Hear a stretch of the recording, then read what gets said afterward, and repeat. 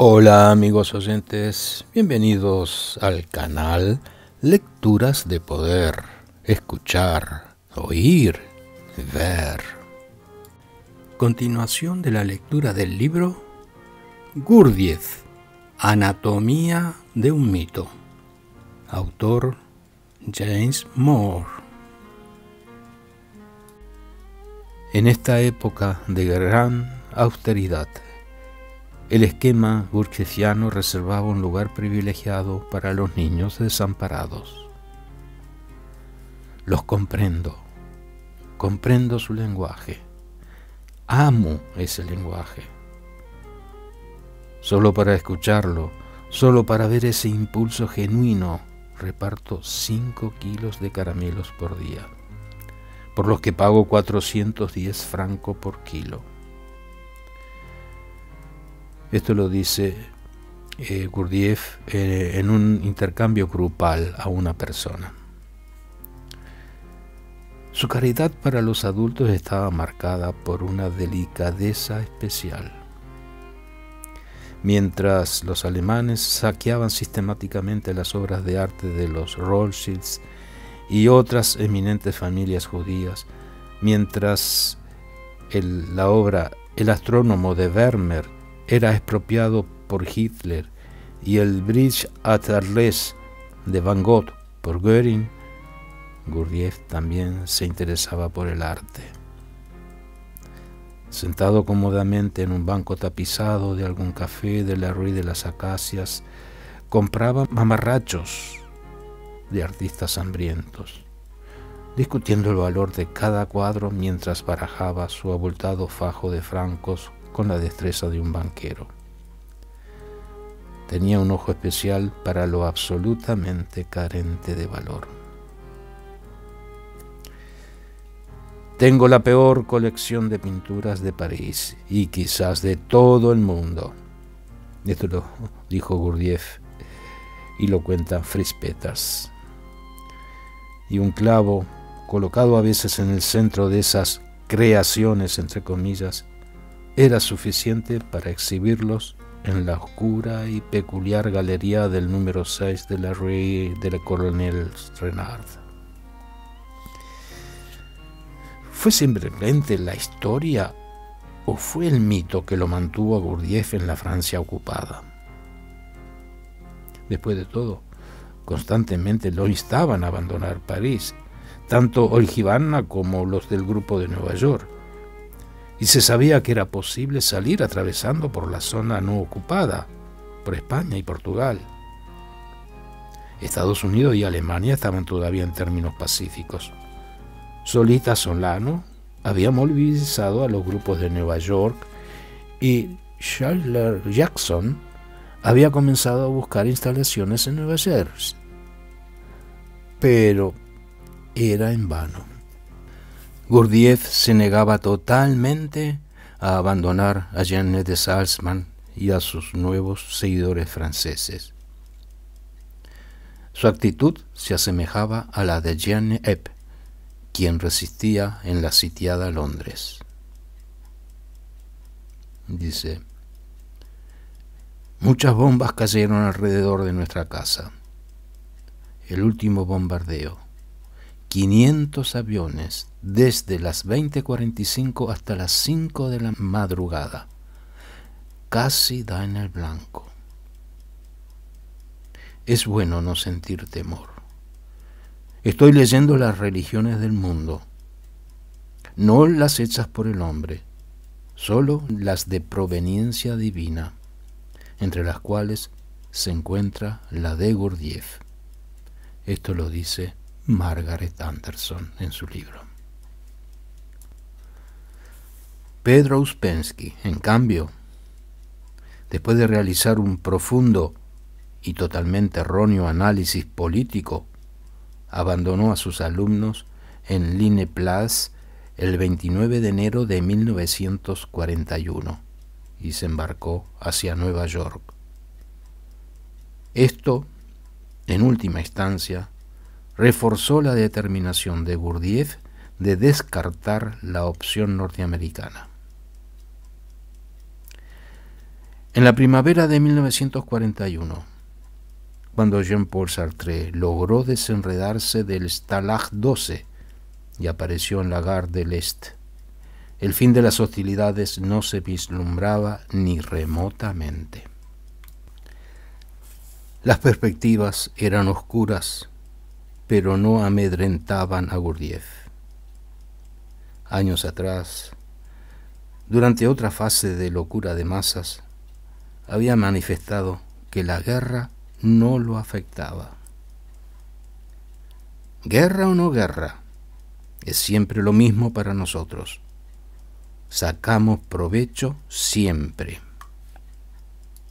Esto es parte de una conversación en un viaje en un tren de Gurdjieff con un amigo de Uspensky.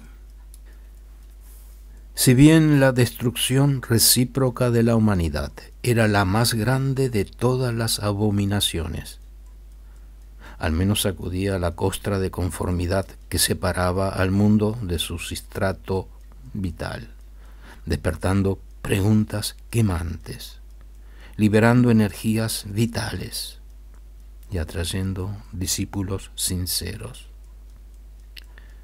La situación de París no era nueva para Gurdjieff. Había tenido su entrenamiento años atrás en Moscú y Petrogrado. Y además, nada dura para siempre. El 22 de junio, cuando Hitler invadió Rusia, el destino había compensado sus apuestas. En el crudo octubre de 1941, finalmente, el cáncer se llevó a Georgette Leblanc. Sus últimos y honorables días en el chalet Rosa, cerca de Cannes, en la zona no ocupada, no estuvieron apuntalados solamente con morfina y sedantes. Leía todas las mañanas Belcebú y recitaba la oración de Jesús en inglés y en francés todas las noches. Durante un delirio, el viernes 18 de octubre, se obsesionó con la idea de que Gurdjieff acudiría, y aún más, ya estaba allí compartiendo su sufrimiento.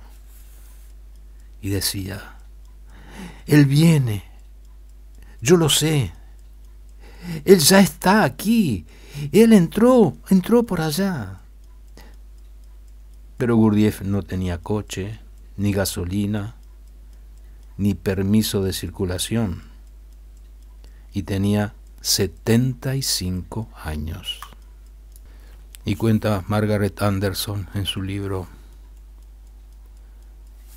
con el correo nocturno llegó una tarjeta de París con un mensaje. Gurdjieff había dicho que ella tenía mucho coraje y la llamaba amiga. Y con el rostro transfigurado, Georgette exclamó: «¡Él dijo eso!». Y luego expresó sus últimas palabras: «¿Entonces moriremos sin morir?». Murió 2 días después y la enterraron en el cementerio de Notre-Dame-des-Anges. Desde su compacto apartamento, Gurdjieff contemplaba desapasionadamente, como desde un observatorio en el planeta Marte, el desarrollo de la guerra. No le incumbían las delicadas vacilaciones morales del mundo artístico francés en momentos en que la línea divisoria entre resistencia y traición era tan delgada como la que separa el genio de la locura. Ni tampoco el revuelo de los intelectuales por establecer avales para la posteridad, que se acrecentó cuando los Estados Unidos declararon la guerra a Alemania el 11 de diciembre de 1941. La realidad inmediata era suficiente. Hacía frío. Los jóvenes alemanes esquiaban en las laderas de Montmartre. El suministro eléctrico era escaso. El 23 y 24 de enero de 1942, Gurdjieff solo pudo iluminarse con velas. Era muy difícil conseguir carbón para la estufa. Sus alumnos le llevaban trozos de coque requisados en cubos de basura y a veces briquetas de aserrín compactado.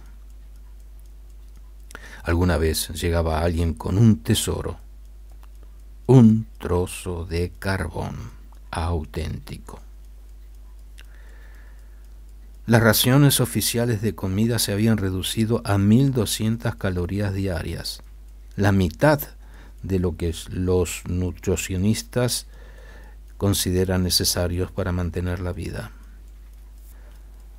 Hasta las reservas de su famosa despensa estaban adelgazando. Y fue entonces cuando Gurdjieff se dirigió a Hédiard. Le digo que Carta de Nueva York trajo buenas noticias. Y explicó. Un alumno norteamericano muy rico le había regalado un pozo petrolero en Texas y le gustaría poder contar con un crédito hasta que la guerra finalizara y pudiera disponer de su fuente inagotable de dólares. Tal era su capacidad actoral que Hédiard y otros negocios locales le abrieron el crédito. La primavera de 1942 aportó más crueldad.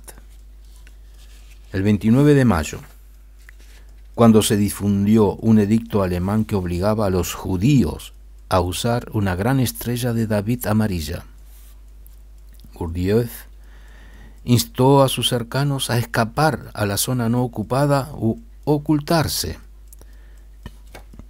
El riesgo espantoso de esta última opción no solo afectaba a los judíos que se escondieran, sino también a los que los cobijaran, y a Gurdjieff mismo, que organizaba la combinación. Además, como no se podían usar las tarjetas de racionamiento de los judíos clandestinos, tenían que trabajar en sótanos y altillos atestados con manos inexpertas. Fabricaban pequeños artefactos que sus protectores ofrecían en las calles a fin de poder comprar alimentos en el mercado negro. El trámite era desesperado. Pero así era todo. Las manifestaciones antisemitas eran virulentas. El periódico Au Pilori, en la Picota, se expresaba así. Muerte a los judíos. Una vez más, muerte a los judíos. El judío no es un hombre sino una bestia que huele a podrido. Si nos sacamos las pulgas, si combatimos las epidemias, si nos protegemos de las enfermedades y la muerte, ¿por qué no protegernos también de los judíos? Diario Au Pilori. Después de un par de vasos de coñac en la villa al borde de un lago en Wannsee, Eichmann y Heydrich habían pergeñado la solución final para el problema judío. Vera, la esposa de René Daumal, era de origen judío, por lo que debieron separarse de Gurdjieff y deambular por la zona no ocupada, condenados a veces a beber agua caliente para poder controlar los accesos de hambre. René, que había completado el capítulo 4 del Monte Análogo, luchaba por evocar a Gurdjieff. Escribió: recuerda al hombre que al llegar sacudió todo, te tomó entre sus manos, te sacó de tus ensueños y te depositó entre espinas a plena luz del día. Y recuerda que no sabes cómo recordar. No obstante, los Daumal mantenían contactos, vital pero dudoso, con algunos escritores del círculo de influencia de Madame de Salzmann, Luz Dietrich y Lanza del Vasto. Hacia fines de junio de 1942, mientras la dolorida Margaret Anderson navegaba hacia Nueva York con pasajes pagados por Ernest Hemingway, Madame de Salzmann finalmente llevó a Luc Dietrich al número 6 de la Rue de Colonel Renard. «Finalmente pude acercarme a Monsieur Gurdjieff», escribió Luc a René, «y ahora me doy cuenta de lo que significa tener confianza. Lo otro, esta montaña de cáscaras de naranja, es necesario para ponerlos en su lugar. Ahora me veo resuelto a emprender otro camino, un camino diferente». Por más que el entusiasmo de Luc alimentara el deseo a los Theumal de retornar a la fuente, la historia confirmaría brutalmente la imposibilidad.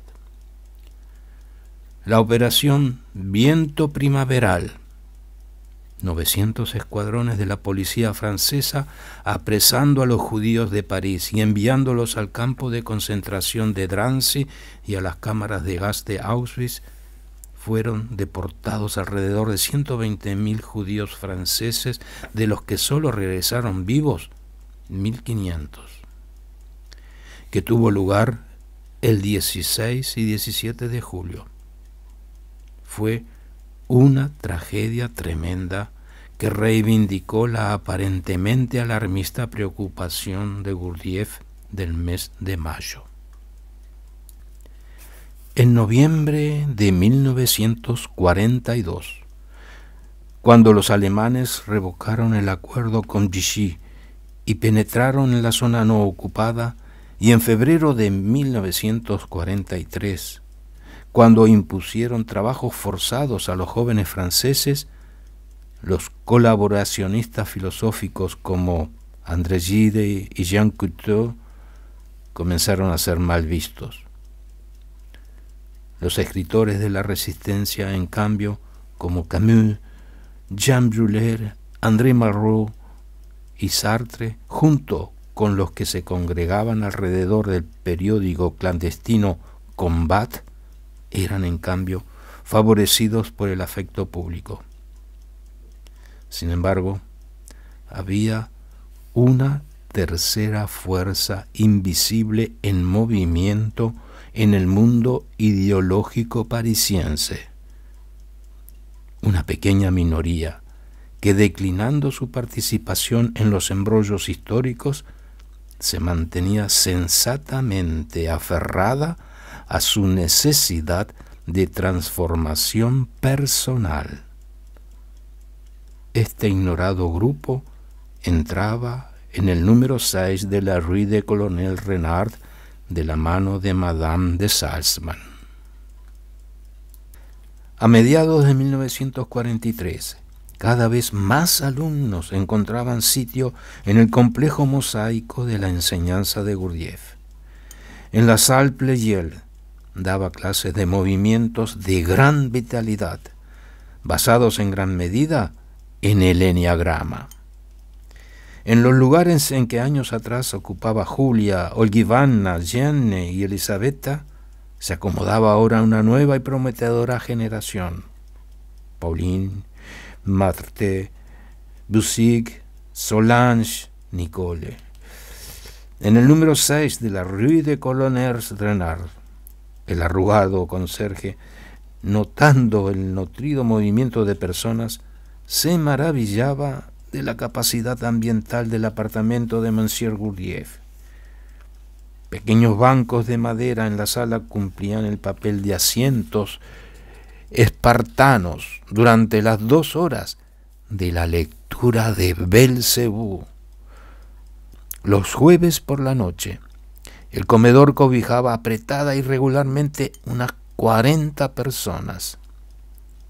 Los más jóvenes apoyaban sus platos sobre las rodillas o sobre la chimenea o el piano. Uno se había acomodado lo mejor posible entre la pantorrilla y una rodilla y 2 muslos. Es decir, que se lindaba con 3 vecinos. Pero seguían llegando personas. Se quedaban vacilantes, como aturdidos, como pobres garzas precariamente equilibradas sobre una pierna, buscando en vano un lugar donde ubicarse. Esto lo cuenta Pierre Schaeffer y citado por Pauwels.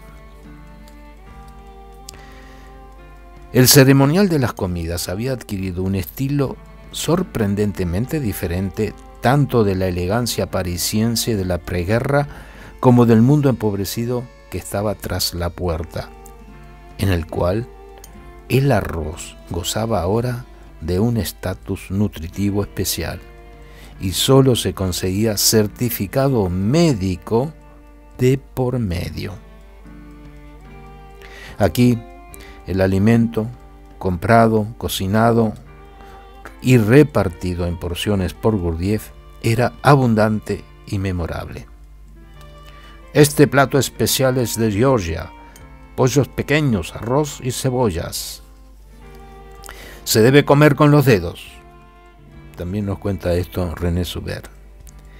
O es costumbre enviar este postre kurdo a la futura esposa cuando el acuerdo ha sido establecido. A la izquierda de la presencia cobijante de Gurdjieff se sentaba el director o maestro de ceremonias, que cada tanto se ponía de pie y con aplomo real o fingido proponía los sucesivos brindis a los idiotas. Desempeñarse bajo la mirada de Gurdjieff y de acecho con sus exigentes especificaciones imponía tener una memoria peculiar y un agudo sentido de lo oportuno. Si asumes el papel de director, debes controlar todos los aspectos de una cuestión. Mientras desempeñas tus obligaciones, ninguna otra cosa te debe interesar. Aun cuando tengas entre manos negocios millonarios, debes olvidarte de ellos. Esto es extraído de las notas tomadas en los intercambios grupales en Colonel Renard. Continuará.